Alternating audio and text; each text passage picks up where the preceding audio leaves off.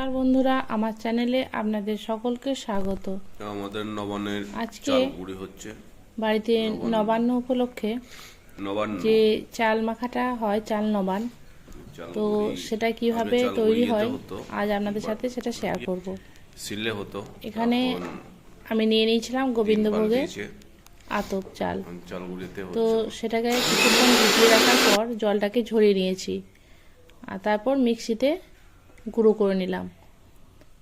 মিক্সিতে গুঁড়ো করে নেওয়ার পর ওর মধ্যে দিয়ে দিলাম আদা কুচি, মূলো কুচি, আর কয়েকটা কলা, গুঁড়ো দুধ, খেজুরের গুড়, এই সকল উপকরণগুলি দিয়ে দিলাম। এটা জল সমেত বাটা বা পেস্ট করা যায় না, কারণ যে টেস্টটা কম আসবে।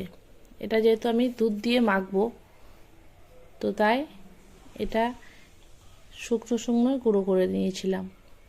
এর মধ্যে দিয়ে দিলাম বেশ কিছুটা ক্ষীর, আর তারপর দিয়ে দিলাম দুধ, নর্মাল টেম্পারেচারে আগে থেকে গরম করে রাখা দুধ। দুধটাকে বেশ ঘন করে জাল দিয়ে নিতে হবে। আর মিষ্টির জন্য দরকার হলে চিনি ব্যবহারও করতে পারেন, কিন্তু খেজুরের গুড় দিলে টেস্টটা অন্যরকম হয়, তাই আমরা এখানে খেজুরের গুড়টাই ব্যবহার করেছিলাম। এখন এটাকে খুব ভালোভাবে মিশিয়ে নিতে হবে।